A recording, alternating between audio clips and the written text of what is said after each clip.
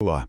Esta análise é baseada no Caderno de Estudos número 16, elaborado pelo professor Dr. Marcelo Lessa, que é o idealizador e mentor do projeto Alero Turbo. Hoje, a gente vai mergulhar em dois temas que são, gigantes do direito administrativo, principalmente para quem está de olho no concurso da Assembleia Legislativa de Rondônia para o cargo de analista. Estamos falando de responsabilidade civil do Estado e da nova e totalmente reformulada Lei de Improbidade Administrativa. E a banca, como todo mundo já sabe, é a FGV. E falar que a banca é FGV muda tudo, né? Não é só um detalhe. A FGV não quer saber se a pessoa decorou a lei. Ela cria cenários, casos práticos. Ela vai explorar as nuances, as exceções, justamente os pontos onde a teoria dá uma virada. E a nossa missão aqui é exatamente essa: entrar na cabeça do examinador, mapear as armadilhas e tudo isso com base no material do professor Lessa, que já fez esse trabalho de dissecar o estilo da banca. Exatamente. A ideia é essa: transformar esse conteúdo que é bem denso numa conversa estratégica. Então, vamos começar a desempacotar isso. Começando pelo primeiro pilar, responsabilidade civil do Estado. A premissa básica parece simples, né? O Estado, por meio dos seus agentes, causa um dano a alguém e por isso tem que indenizar. Mas a teoria que o Brasil adota como regra, a teoria do risco administrativo, tem uma lógica bem interessante por trás, não é? Tem. E entender essa lógica ajuda muito a memorizar a regra. Pensa assim: a administração pública está sempre agindo, construindo estradas, prestando serviços, e essas atividades, por natureza, geram riscos. A teoria do risco administrativo diz que o custo desses riscos não pode ficar só com o indivíduo que, por azar, sofreu o dano. Se uma obra da prefeitura, que beneficia a cidade inteira, acaba inundando a loja de uma pessoa só, não é justo que só ela pague essa conta, entende? O risco, ele é socializado. A coletividade, que é representada pelo Estado, assume essa responsabilidade de reparar o dano. Essa analogia da obra da prefeitura é ótima, deixa o conceito muito mais palpável.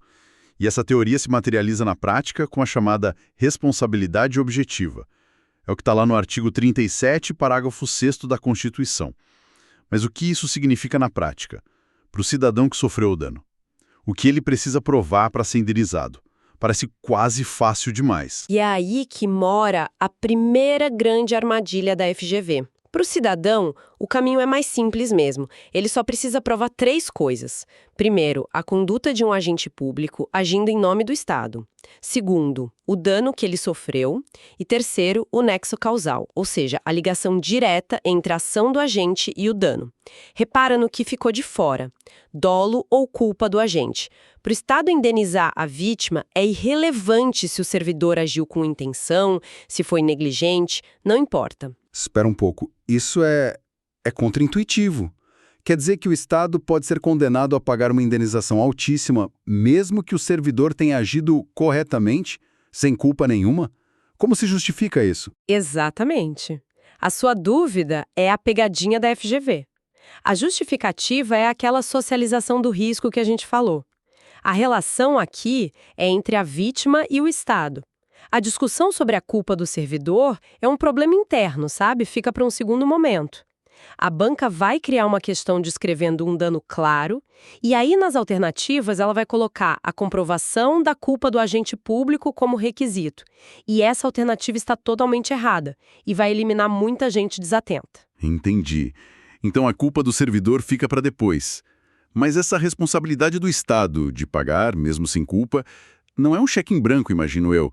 Devem existir situações em que o Estado não precisa pagar o prejuízo. Com certeza. O Estado não é um segurador universal. E você tocou no ponto central das chamadas excludentes de responsabilidade. Elas acontecem quando aquele terceiro requisito, o nexo causal, é quebrado.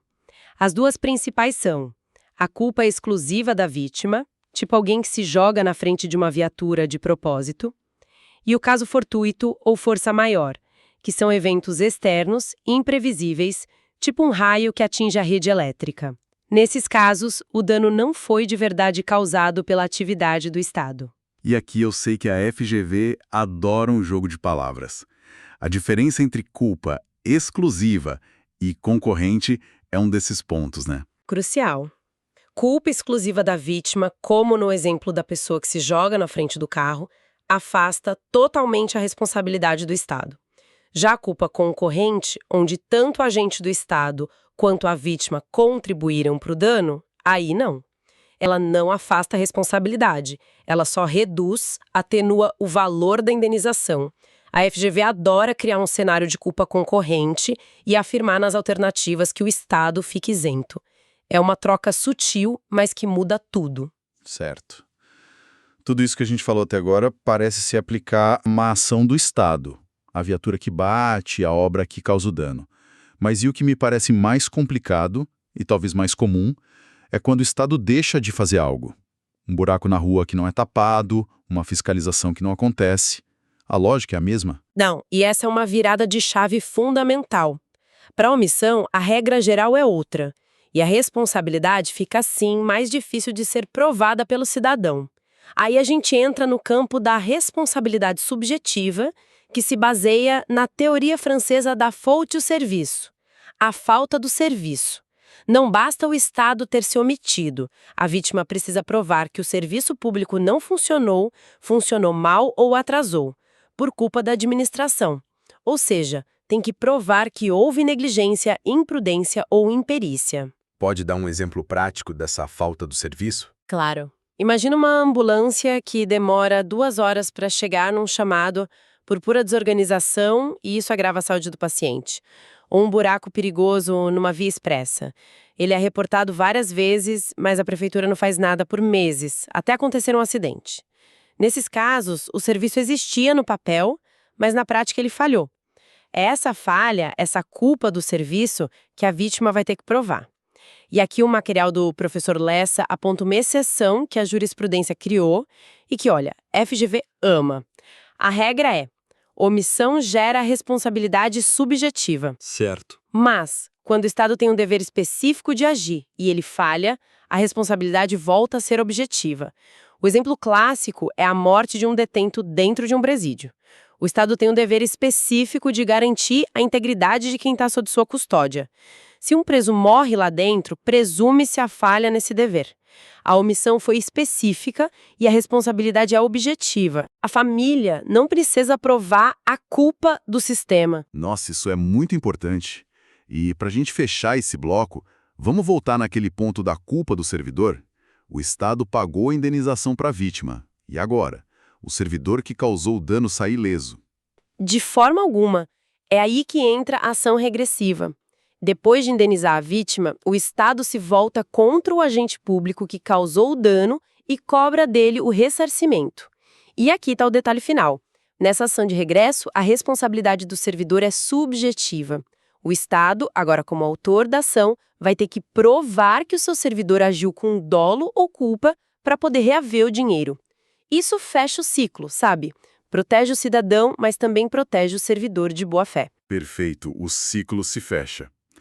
Agora, vamos mudar de assunto e entrar num território que foi um verdadeiro terremoto legislativo e que, por isso mesmo, é um prato cheio para a FGV. A Lei de Improbidade Administrativa, depois das alterações de 2021. Eu sinto que preciso jogar fora todas as minhas anotações antigas sobre isso. E faz bem, porque a mudança foi estrutural.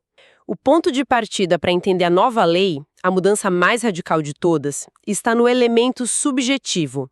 A modalidade culposa foi extinta. Simplesmente não existe mais auto de improbidade por culpa. Hoje, para qualquer ato ser considerado ímprobo, a lei exige dolo. E não é um dolo genérico. A lei descreve como vontade livre e consciente de alcançar o resultado ilícito. Na prática, isso significa que acabou a chance de condenar por improbidade um gestor que cometeu um erro por, sei lá, negligência, mas sem má-fé. Essa mudança é gigantesca. E quem pode ser processado por improbidade? Só servidores públicos? O sujeito ativo é o agente público, num conceito bem amplo, que inclui até mesário, sabe? Alguém que exerce função pública de forma temporária. Mas, e aqui está um ponto importante, o particular também pode ser sujeito ativo, desde que ele induza, concorra ou se beneficie do ato, sempre agindo em conluio com o agente público. E isso nos leva a uma regra de ouro para a prova. O particular nunca responde por improbidade sozinho. Ele precisa de um agente público para puxá-lo para a lei de improbidade. A FGV pode muito bem criar um cenário de um empresário tentando fraudar um contrato isoladamente. Isso pode ser crime, pode ser ilícito civil, mas não vai ser improbidade. Entendi. O agente público é a chave que liga a lei de improbidade. E quanto aos tipos de atos? Eu lembro daquela divisão clássica dos artigos 9, 10 e 11. O que a reforma fez ali? Manteve a divisão, mas alterou a natureza de um deles de forma, dramática. Os atos do artigo 9º, que é o enriquecimento ilícito, e do artigo 10, prejuízo ao erário, continuam com um rol exemplificativo. Isso quer dizer que outras condutas não descritas ali podem se encaixar. A grande revolução está no artigo 11, que trata dos atos que atentam contra os princípios da administração. O rol desse artigo passou a ser taxativo. O que isso quer dizer na prática? Taxativo significa que a lista é fechada? É isso? Exatamente. Antes da reforma, o artigo 11 era uma porta aberta. Qualquer conduta que violasse princípios como moralidade, impessoalidade, mesmo que não estivesse na lei, poderia ser enquadrada como improbidade. Gerava uma insegurança jurídica enorme. Agora não. Só é improbidade por violação a princípios o que está expressamente listado nos incisos do artigo 11, como, por exemplo, praticar nepotismo ou negar publicidade aos atos oficiais. A FGV vai com certeza descrever uma conduta que é claramente imoral, antiética, mas que não está na lista taxativa, e vai perguntar se aquilo é improbidade. Com a nova lei, a resposta é não. Essa é uma mudança de paradigma. E o material do professor Lessa aponta outras mudanças importantes, como a prescrição, que antes era uma confusão. Virou uma regra simples e clara. Prazo único de 8 anos para todos os atos, e contados a partir da ocorrência do fato. Acabou a complexidade. Outro ponto é a legitimidade para propor a ação. A letra da nova lei diz que essa legitimidade é exclusiva do Ministério Público. Mas eu me lembro de ter lido algo sobre uma decisão do STF a esse respeito. Como fica isso na hora da prova? Essa é a nota de rodapé jurídica que decide uma questão. Você está certo. Embora a lei diga que só o MP pode propor ação, o STF suspendeu a eficácia dessa parte numa decisão liminar. Então, na prática, hoje, a pessoa jurídica lesada, o município, o Estado, também pode propor a ação. O segredo é ler o comando da questão com muita atenção. Se a pergunta for nos termos da Lei 8429, a resposta é Ministério Público. Se a pergunta for mais aberta ou citar a jurisprudência atual, a resposta correta deve incluir também a pessoa jurídica. É um detalhe que separa o acerto do erro. Ok. Antes da gente encerrar, vamos fazer uma rodada rápida para fixar os pontos-chave. Aquele tipo de informação para colocar num flashcard na véspera da prova. Vou te dar um cenário. Cenário 1. Um buraco na rua causa um acidente. A responsabilidade do município é automática? Não. É um caso de omissão, então a responsabilidade, em regra, é subjetiva. A vítima precisa provar a falta do serviço, ou seja, a negligência do município. Cenário 2. Um cidadão foi prejudicado pela ação de um fiscal da prefeitura e quer ser indenizado. Ele pode processar o fiscal diretamente? Não. Conforme o tema 940 do STF, que pacificou essa questão, a ação deve ser movida contra a pessoa jurídica, no caso o município. É o que se chama de dupla garantia. Terceiro. Um prefeito, por pura falta de organização, sem uma fé, acaba causando um pequeno prejuízo financeiro ao município. Ele cometeu ato de improbidade? Pela nova lei, não. Se não houve dolo, a vontade livre e consciente de causar o dano, não há improbidade. A modalidade culposa foi extinta. E sobre nepotismo? Nomear um parente para um cargo em comissão. Agora sim, e sem margem para dúvidas. Está expressamente listado no rol taxativo do artigo 11 como um ato que atenta contra os princípios da administração. Última rodada.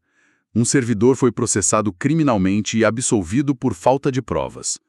Essa decisão impede que ele responda por improbidade pelo mesmo fato? Não impede. A absolvição por falta de provas na esfera criminal não vincula a esfera civil-administrativa, pois as instâncias são independentes. E se a absolvição criminal for por outro motivo? Por exemplo, o juiz afirmar categoricamente que o fato nunca aconteceu. Aí a situação muda completamente. A absolvição criminal por negativa de existência do fato ou de autoria faz coisa julgada no cívil e impede a ação de improbidade. Se ficou provado no crime que o fato não existiu, não há mais o que discutir. Então, o que tudo isso significa, fica claro que dominar esses temas não é sobre decorar artigos, né? É sobre entender a lógica, as viradas de chave e, principalmente, as exceções que a FGV adora explorar. Exato. Uma dica final de estudo que o professor Lessa sempre enfatiza é criar tabelas comparativas. De um lado, responsabilidade objetiva, que é a da ação, com seus requisitos. Do outro, a subjetiva, da omissão. Em outra tabela, lia antes e lia depois, destacando as mudanças. Dolo contra culpa, o rol do artigo 11, a prescrição. A visualização dessas diferenças é a melhor forma de se preparar para as armadilhas da FGV, que vai testar justamente essa capacidade de não confundir os cenários. Excelente dica! E lembrando mais uma vez que esta nossa análise aprofundada foi inteiramente baseada no material do projeto Alero Turbo, do professor Dr. Marcelo Lessa. Para encerrar, eu gostaria de compartilhar a reflexão final do material, que é direcionada a quem busca uma vaga de analista. A responsabilidade do servidor é imensa. Cada ato pode gerar consequências para o Estado e para o cidadão. A integridade é o escudo que protege o servidor de processos e punições. Ande na linha da legalidade e da ética, e terá a segurança de quem serve com honra. É uma mensagem poderosa. E para deixar uma última reflexão no ar, com a extinção da improbidade culposa, como a administração pública deve agora tratar o erro administrativo, mesmo que grave, diferenciando da má-fé intencional do agente? Essa é a nova fronteira do controle da gestão pública. Um bom tema para se pensar.